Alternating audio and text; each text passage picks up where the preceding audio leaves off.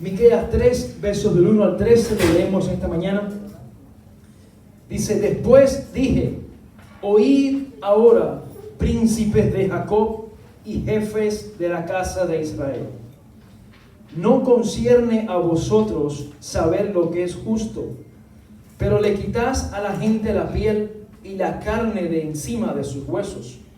Asimismo coméis la carne de mi pueblo, arrancáis la piel de sobre ellos, les quebráis los huesos y los despedazáis como para el caldero, como si fuera carne en la olla. Un día clamaréis a Jehová, pero él no os responderá. Antes esconderá de vosotros su rostro en ese tiempo, por cuanto hicisteis obras matadas.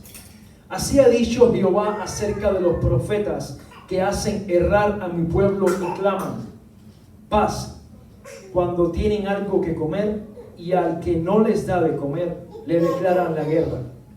Por eso de la profecía se os hará noche y oscuridad del adivinar.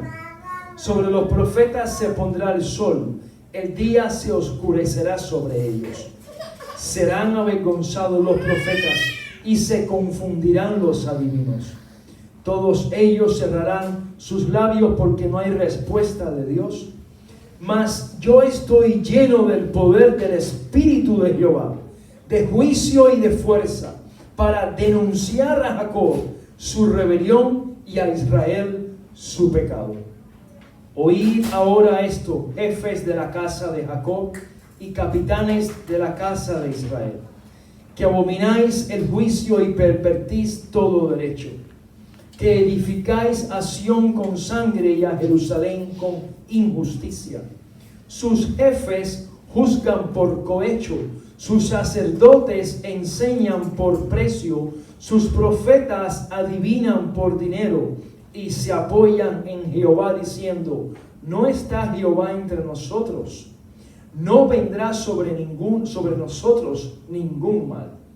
Por eso, a causa de vosotros, Sión será un campo arado, Jerusalén se convertirá en montones de ruinas, y el monte de la casa se cubrirá de bosque. Padre, te damos gracias en esta mañana. Esta es tu palabra, Señor, que es santa por los siglos de los siglos. Es eterna, Señor. Es columna al creyente. Es baluarte para la iglesia, es fundamento para el cristiano, es fundamento para toda la iglesia, que todos aquellos que hemos creído en tu nombre. Ella es eterna, ella es viva y es eficaz. Te pido que en esta mañana, Señor, cumpla el propósito por el cual la vas a mandar en nuestras vidas, y sacamos edificados, sacamos animados, llenos de tu Espíritu, Señor, y también arrepentidos de pecados. En el nombre de Jesús, amén, amén. Hermano, pues gracias esta mañana. Alabado sea Dios. Gloria al Señor. He titulado a esta predicación, hermanos, ¿dónde está Dios en medio de la crisis? ¿Dónde está Dios en medio de esta crisis? Y es una pregunta que es lateral, o podríamos decir que va a la par de lo que Judá está ahora mismo atravesando. Es compatible con la realidad de este hombre, de Miqueas, que Dios lo llamó en este momento tan complicado. Miqueas está profetizando en una ciudad que está en crisis nacional. Hay una crisis nacional en Judá. Y eso unos lo saben, otros no lo saben. Como acabamos de leer, los profetas están diciendo: sigamos haciendo lo que estamos haciendo, que Jehová está entre nosotros, no nos acontecerá nada. ¿Verdad? Ellos, aún el entendimiento estaba, como Pablo dice después, entenebrecido, estaba encallecido. Y usted sabe, los que estudian acá el significado de la palabra, cuando algo está entenebrecido, se hace una callosidad, es como un callo que no atraviesa, no hay, usted pone una aguja y intenta atravesar en esa herida, pero como hay un callo ya, no hay dolor, ¿verdad? Así estaba el entendimiento del pueblo de Judá. Creían en el Señor, pero se habían olvidado del Señor. Sencillamente, hermanos, están en una situación caótica. Los políticos están corrompidos. Los poderosos abusan de los pobres y los más vulnerables. Los sacerdotes están practicando el pecado y los profetas profetizando por dinero. Ese es el escenario de Judá en este momento, 700 años antes de Cristo. Y en medio de eso está Miqueas teniendo que hacer lo que Dios le está diciendo que haga. Hermanos, no es una situación muy distante de lo que podamos atravesar hoy en nuestros tiempos. Los ricos abusando, los poderosos cada vez llenándose más de riqueza, de popularidad, halando más para ellos, ¿verdad? Muchos están mofando del nombre del Señor o burlándose del nombre del Señor. Muchos dejan las cosas de Dios como tercera, como cuarta, porque quieren a un Dios que les complazca en sus deseos. Quieren a un Dios que es como una lámpara mágica. Yo busco a Dios para un milagro, busco a Dios para que me abra una puerta en un trabajo, pero no busco a Dios para someterme a Dios y para honrar al Señor. Miqueas está viviendo ahora mismo en esta situación. Y un poco de trasfondo para que entendamos qué estaba pasando, quiero llevarlos a Segunda de Crónicas 28, 16 en su Biblia. Segunda de Crónicas, capítulo 28, verso 16. Segunda de Crónicas 28, verso 16.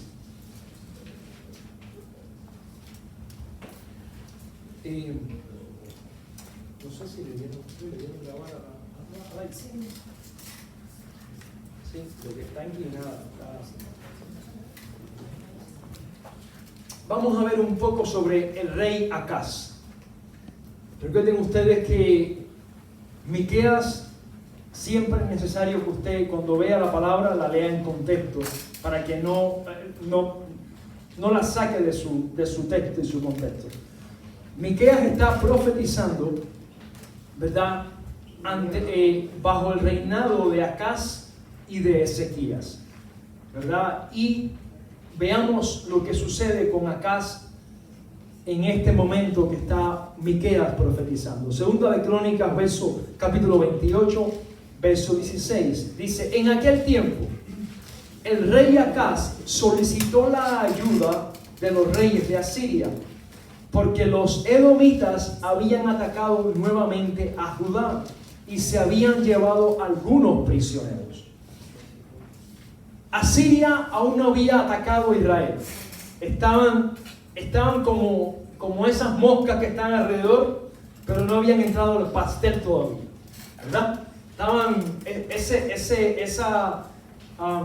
ese ruido que yo lo aborrezco en mi casa, ¿no? Cuando tengo una mosca en la casa, eso es. Usted imagino que es esa cosa que hay un silencio, se apaga el aire acondicionado y ahí sienten la mosca, ¿verdad? Y la ves y de repente no la ves. Los asirios estaban alrededor, pero aún no habían atacado a Israel, pero ya se sabían que eran enemigos. Ellos atacan a Israel cuando llegue el reinado de Ezequías, que viene después de Acaz. Ahora, Acaz dice en el verso 17: porque los edomitas habían atacado nuevamente a Judá y se habían llevado algunos prisioneros. Por su parte, los filisteos saquearon las ciudades de Judá que estaban en la llanura y en el Negev. Se apoderaron de Bet-Semes, Ayalón, Gederot, Soco, Timma y Gunso, junto con sus respectivas aldeas, y se establecieron en ellas. Note cómo antes de que viniera la invasión de Asiria, ya habían pueblos paganos que estaban invadiendo a Judá, ¿verdad? De poquito en poquito.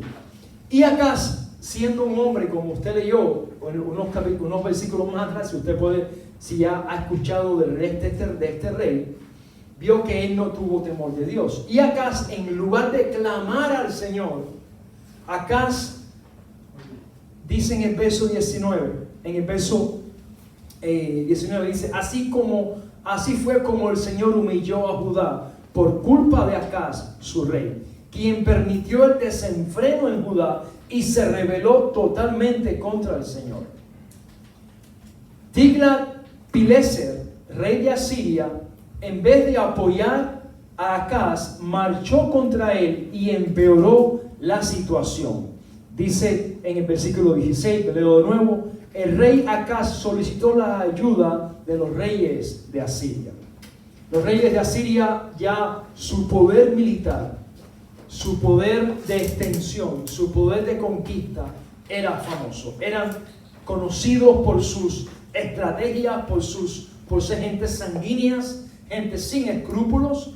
Así que Acaz dice, voy a consultar, voy a pedir ayuda a un enemigo para que me ayude contra estos enemigos. Y al final el rey de Asiria dice, no, tú me estás pidiendo ayuda, pero aún a ti te voy a conquistar, aún de ti voy a abusar.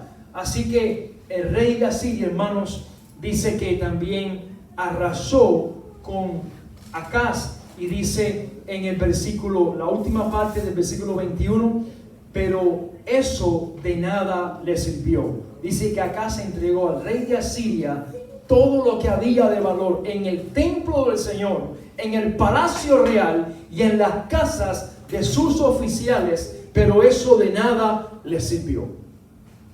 ¿Qué estamos viendo acá? Acaz está viendo que el rey de Asiria está ahora queriendo también afectar, a dañar su reino, dañar al pueblo del Señor. Y Acaz dice, bueno, para tratar de comprometerlo o comprarlo, le voy a dar lo que más vale para nosotros, lo que más nosotros estimamos que son los elementos de la casa del Señor, las copas, los candelabros, hermano. Le regaló todo esto a ver si de alguna forma sensibilizaba al rey de Asiria y él los perdonaba. Pero dice que ni esto sirvió, no sirvió de nada. Así que, hermanos, Miqueas está viendo esto. Miqueas está viendo una nación en crisis, ¿verdad? Y él está procurando decir lo que Dios le está diciendo que diga. En Segunda de Reyes 18, no lo busquen, Segunda de Reyes 18, verso 9, dice, en el año cuarto del rey Ezequías, que era el año séptimo de Oseas, hijo de Ela, rey de Israel, Salmanasar, rey de Asiria, subió contra Samaria y la sitió. O sea, años después, el rey de Asiria se quedó alrededor, y cuando Ezequías vino, entonces conquistó a Israel, conquistó a Samaria. Recuerden que estaba al norte de Judá. Dice, y el rey de Asiria llevó a Israel destierro en Asiria y los puso en Alá y en el Abor y en el río de Gozán y en la ciudad de los Medos. Bueno, ahí está viendo cómo él secuestra a todo el pueblo y es una vergüenza nacional. Miqueas dice en el versículo 7, verso 7 y 8 de que leímos en esta mañana, dice su palabra: serán avergonzados los profetas y se confundirán los adivinos. Todos ellos cerrarán sus labios porque no hay respuesta de Dios. Y hermanos, hace una pausa Miqueas, y cada vez que usted lea en su palabra más, o un pero, o un sin embargo, ¿verdad?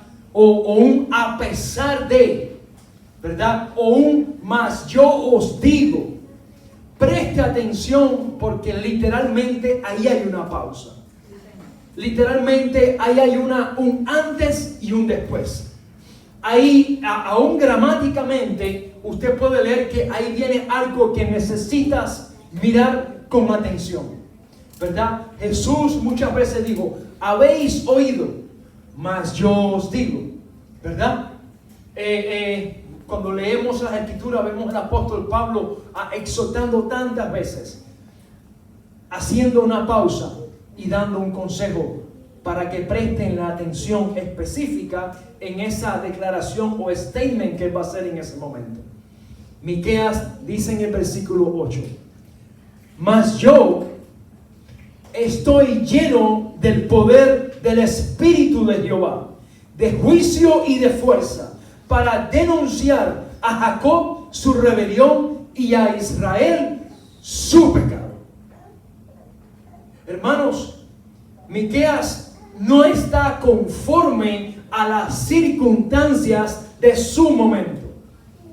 Las circunstancias están que pintan de gris.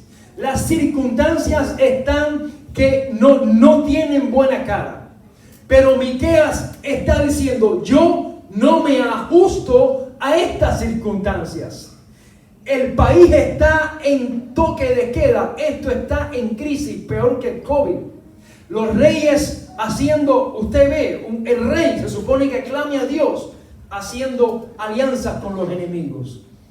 Después el enemigo le pasa por encima y le entrega lo más precioso del templo, ¿verdad? Miqueas está viendo que los profetas están diciendo, sigamos profetizando paz. En el verso 5, dice en el verso 5, hacen errar a mi pueblo y claman paz. ¿Se imagina usted que usted conduzca un avión y usted vaya a entrar en la pista de aterrizaje donde están las torres que les reflectan las luces direccionales, luces que son como guía, ¿verdad? Y que le dé una luz falsa, que le diga, la pista está despejada, usted puede aterrizar, todo está bien. O que usted vaya en una embarcación y que la torre que le da a usted las luces para saber usted si no hay ningún otro barco, ni ningún arrecife, ni ningún iceberg, y le diga que todo está despejado, y hermano, usted va de ciegas directamente a fracasar. Tiene que verlo así. Los profetas están haciendo fracasar al pueblo de Dios y están diciendo, todo va a estar bien, hay paz. Hermano, eso está complicado. Eso está feo. Eso está muy feo. Y Miqueas dice, mas yo estoy lleno del poder del Espíritu de Jehová. Mas yo estoy lleno del poder del Espíritu de Jehová. Mas yo estoy lleno de Él. Y esta realidad tiene que tener una consecuencia. Esta causa de estar lleno del Espíritu de Dios tiene que tener un efecto. No hay efecto sin una causa. Donde el Espíritu de Dios, hermano, está residiendo, donde usted ha invertido tiempo y Él te ha llenado, algo tiene que pasar. Porque el Espíritu de Dios, hermanos, no es un ser. Hace poco compramos en la casa algo, en un mercado, unos ajos, decían Made in China. Yo dije, no puede ser, no. Yo ahí, mi suegra fue a buscar, ella a veces busca de los orígenes, bueno, Costa Rica, Guatemala, va buscando ahí. Me dijo, Reinier, ajos de China. Vamos, yo me quedé, dije, no puede ser, esto es como un fantasma, es una cosa que te persigue aún en el ajo. Hermanos, y tú dices, pero de aquí, tan lejos, no puede ser. Lo tuvimos que cocinar porque no había más ajo en la casa. Hermanos, donde el Espíritu de Dios está, esa causa tiene que producir un efecto. Y Miqueas está yendo contra la corriente. Hermanos, son 4 corrientes grandes. Los gobernadores están corrompidos. Los ricos están abusando de las viudas y los huérfanos, ¿verdad? Los sacerdotes Bueno, vamos a virarnos a los sacerdotes. Un poco de esperanza en ustedes. Están corruptos. Ok, bueno, nos queda uno más. Los profetas. Profetas, ¿cómo están? Todo está bien, hay paz. Esto es una fiesta. Esto es un caos. Esto es un caos. Pero como el Espíritu de Jehová y como Dios no obra y como Dios no funciona, ¿verdad? Acomodado a los hombres, sino que Él lleva su plan a pesar de que los hombres se levanten o no. Él es quien mueve su propósito, su proyecto, y Él es quien levanta a Miqueas. Y Miqueas también dice: heme aquí, Señor, envíame a mí, yo estoy aquí. Y es lleno del Espíritu Santo, lleno del Espíritu de Dios. Él dice: les declararé el diagnóstico que ellos merecen. Les diré la sintomatología que ellos tienen, aunque me cueste la vida. ¿Qué le recuerda esto en el Nuevo Testamento? Aquel profeta llamado Juan Bautista. Sepan que el Antiguo Testamento termina con Juan Bautista. No termina con Malaquías. Termina con Juan Bautista. Él es el último profeta. ¿Verdad? Ahí termina la ley. Porque después viene la gracia. ¿Con quién? Con Jesucristo.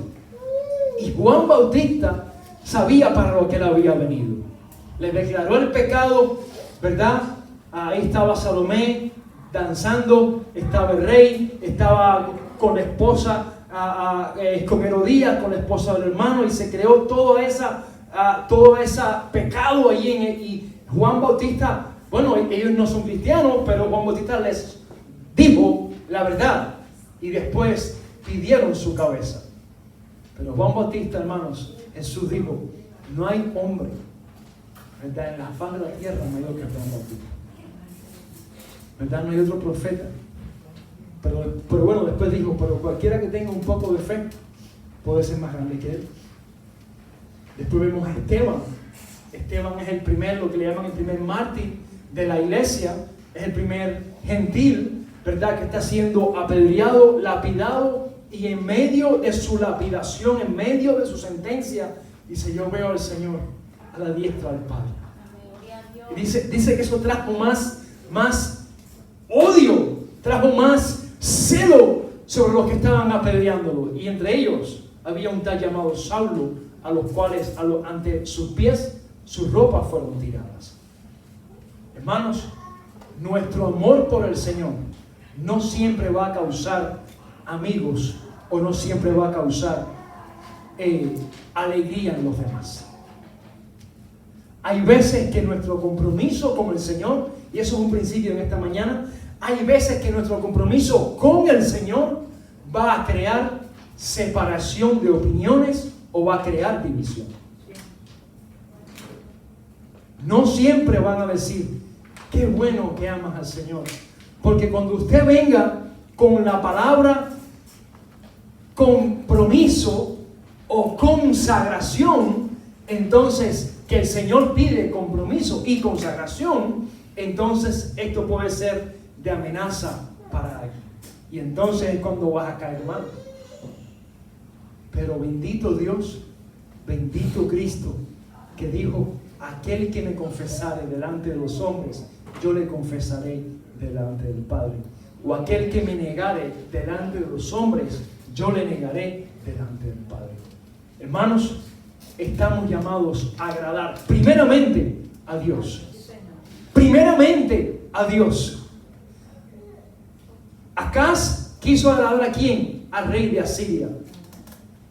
Déjame agradar a este porque es poderoso.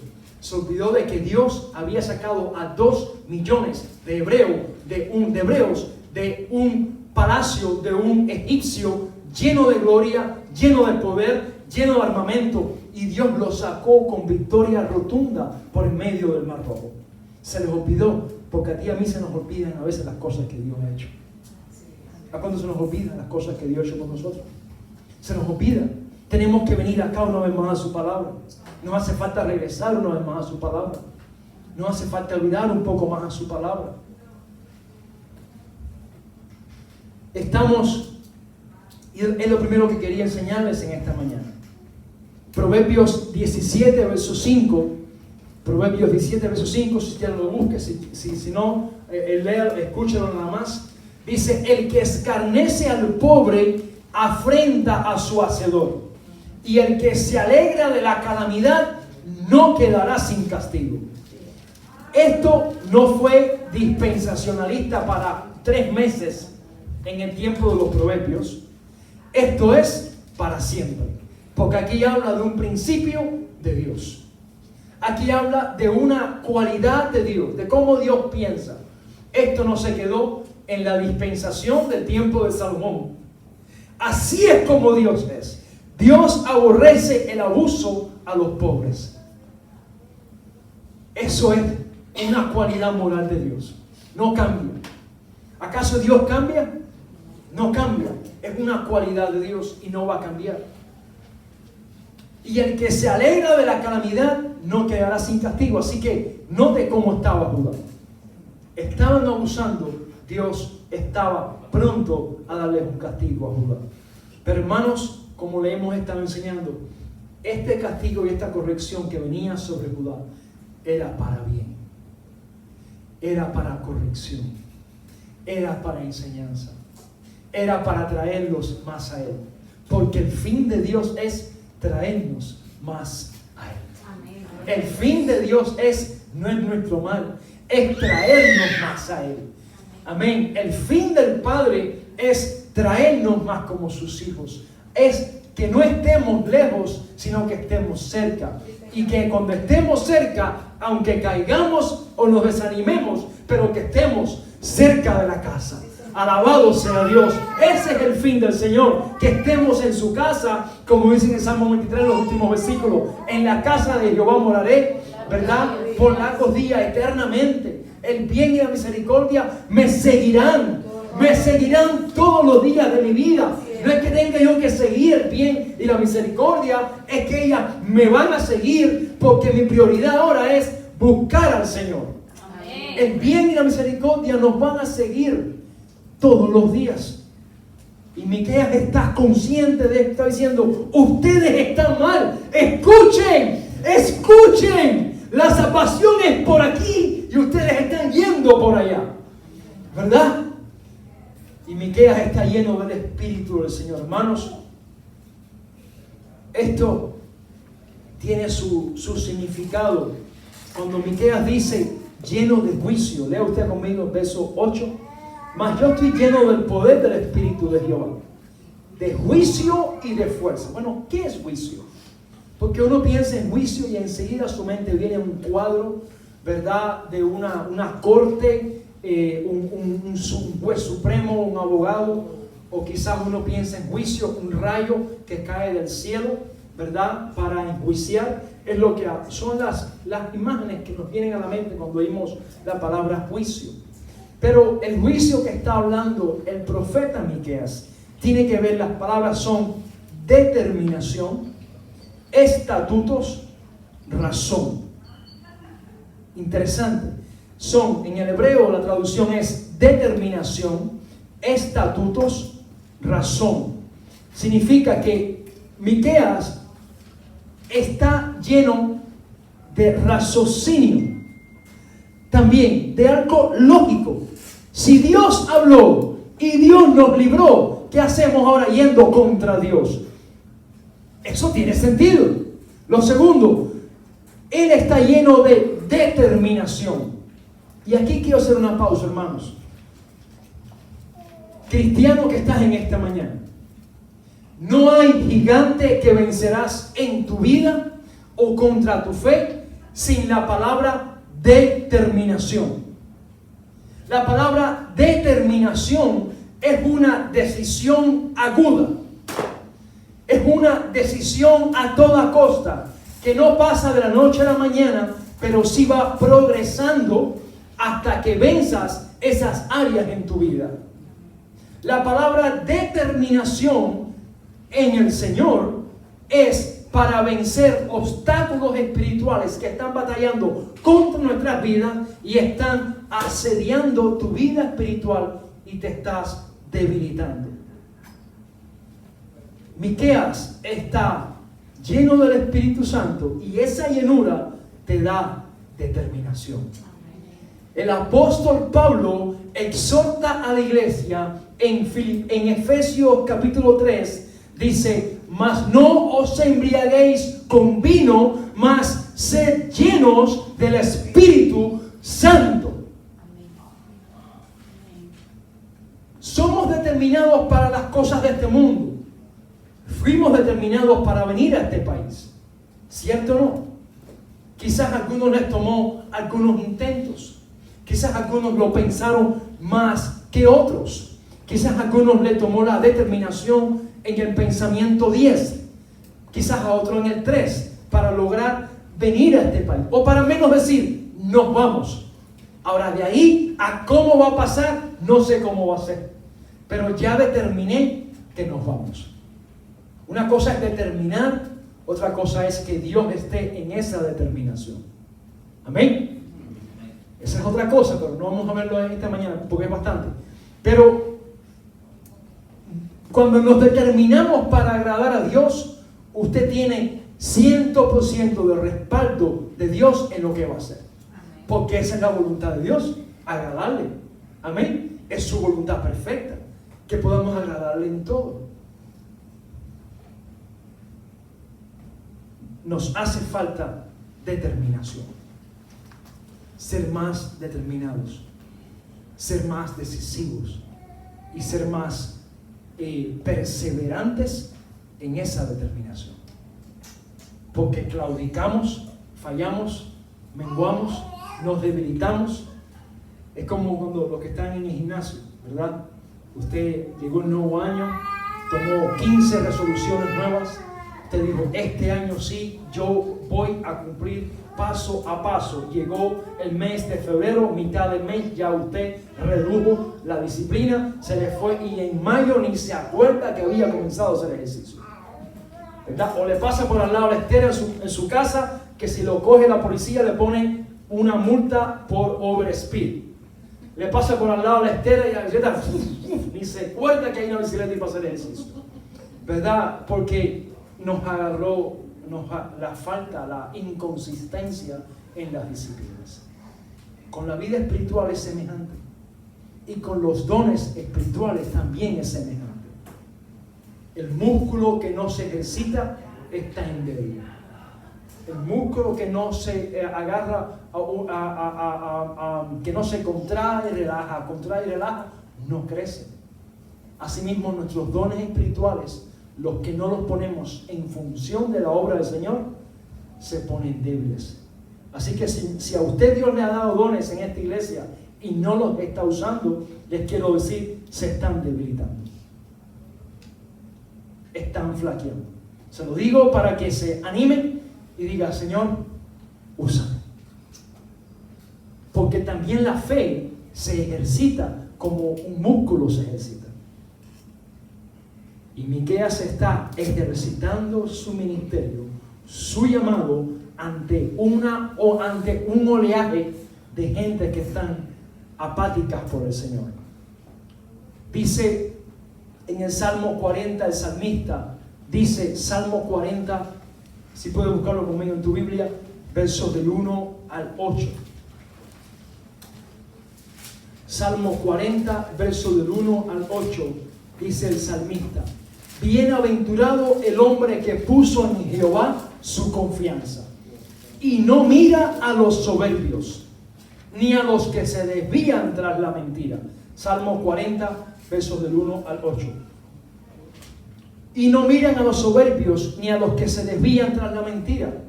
Has aumentado, oh Jehová, tus maravillas y tus pensamientos para con nosotros. No es posible contarlos ante ti. Si yo anunciare y hablare de ellos, no pueden ser enumerados. Hay una canción muy antigua que cantábamos, ¿verdad?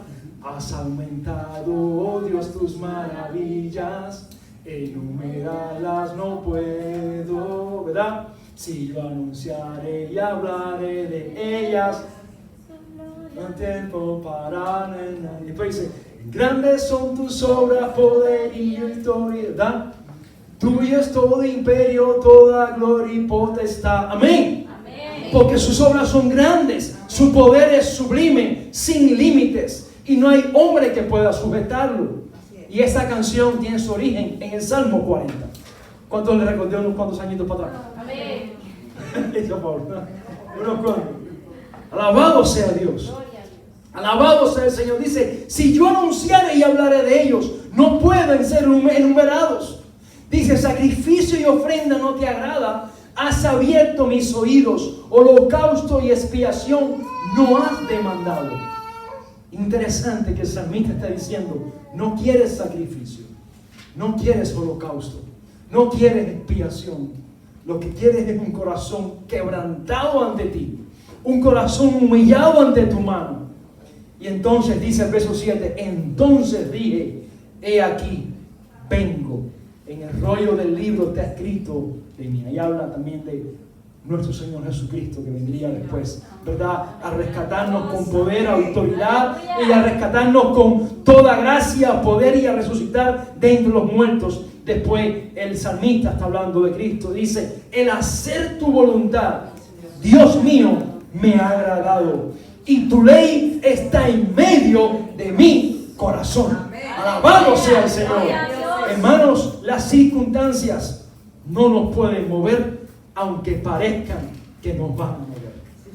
No tienen que movernos. Y en esta mañana traigo dos preguntas para reflexionar. El primer slide que decía acá que Judá está en crisis nacional, lo habíamos visto ya.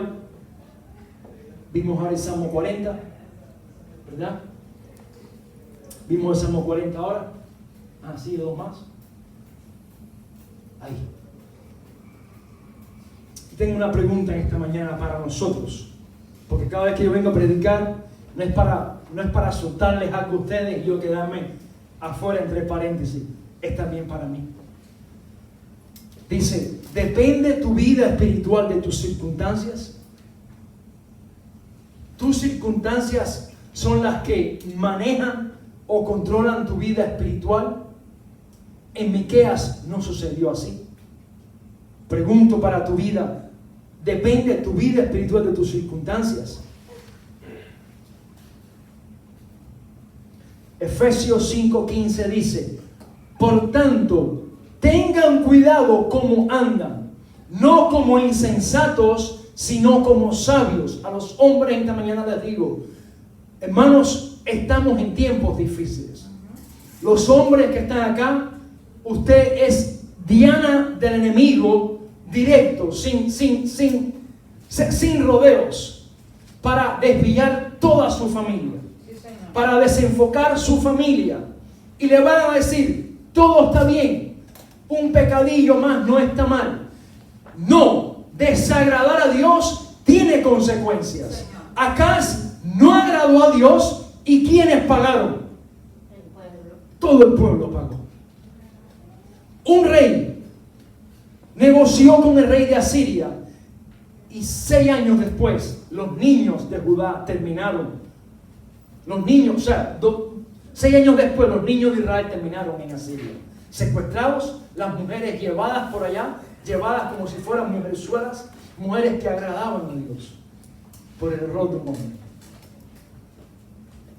Hombres, crezcamos en el temor de Dios. Crezcamos en el temor para con el Señor en lo que vemos, en lo que pensamos. Porque tus errores, nuestro pecado, la consecuencia no solamente es tuya, es también para tu familia. Mujeres, sean mujeres que temen a Dios con lo que hablan y bendigan más a su familia. Amén. Bendigan a sus esposos. Y no se comparen con las mujeres de este mundo que buscan en lo externo, buscan su identidad en las cosas externas. No se comparen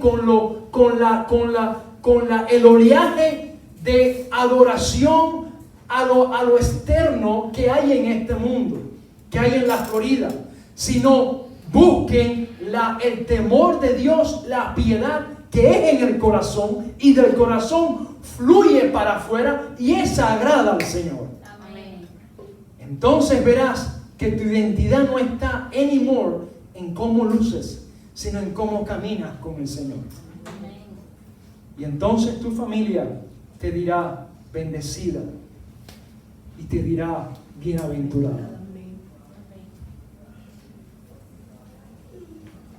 Dice Efesios 5:15, por tanto tengan cuidado cómo andan, no como insensatos, sino como sabios, aprovechando bien el tiempo, porque los días, ¿qué dice su Biblia? Son malos. Así pues, no sean necios, sino entiendan cuál es la voluntad del Señor. Y no se embriaguen con vino, en lo cual hay disolución, sino sean llenos del Espíritu. Hablen entre ustedes con salmos, himnos y cánticos espirituales, cantando y alabando con su corazón al Señor. Den siempre gracias a Dios por todo, hermano y hermana. No seamos tan ingratos. Da gracias a Dios por todo. No nos comparemos más. Da gracias a Dios por todo lo que tienes.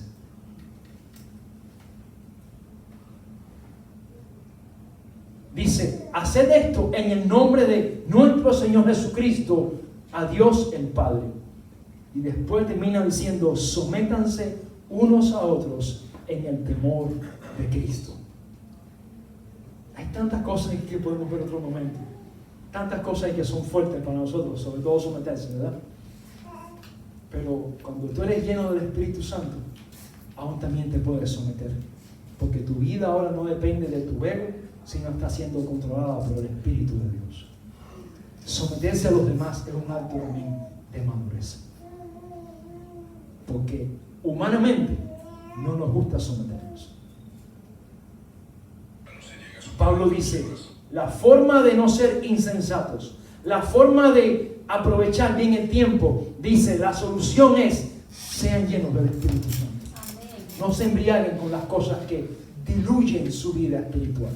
No se embriaguen con cosas que diluyen sus vidas y su raciocinio, diluyen su juicio. Miqueas dice, yo estoy lleno de juicio.